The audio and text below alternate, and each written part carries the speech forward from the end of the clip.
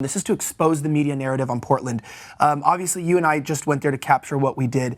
But let's get into the organization. Let's track through the protest.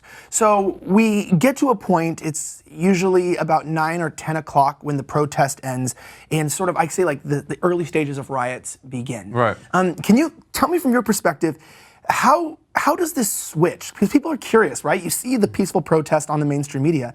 How does it switch from that protest to what we start seeing at like 2 in the morning? Like bring me through what you're seeing and how this works. Yeah, so usually I arrive on the scene around 9:30, and you just see a big crowd there. They're doing speeches, they're doing chants, Black Lives Matter, say her name, Breonna Taylor, and they're just doing the normal stuff. Usually around 10, 10:30, even 11 sometimes, we start then to see the crowd just focus purely on the federal courthouse. So then we see them actually attack the barricade. This is where they throw fireworks. And then, as you've seen as well, Elijah, they also start actually fires on the federal courthouse. This will then usually draw out the response from the federal officers. Yeah. People don't realize this. The officers usually don't come out until there's explosives. Yeah, I mean, I've been on the ground for 10 nights, and I haven't seen an instance where the federal officers actually came out before any violence actually kicked off. So from what I've seen is the crowd usually initiates the violence, usually with fireworks and arson, especially the arson, that's a big deal.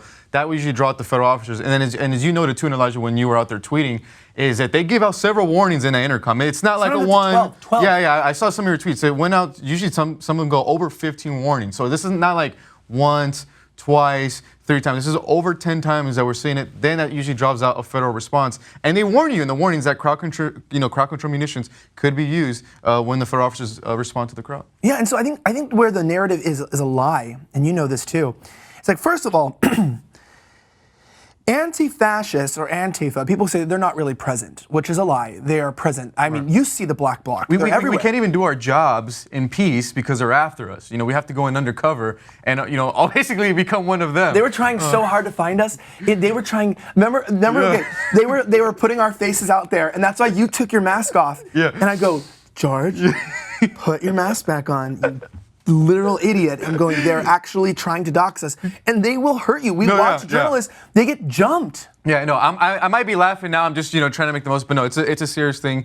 We have to be in total black bloc. We can't really go on live on social media the way we like to because, they track down our locations. But you know what? We did a good job. You did a good job, man, even after they discovered you the first night. Yeah, they did. They discovered me in black bloc.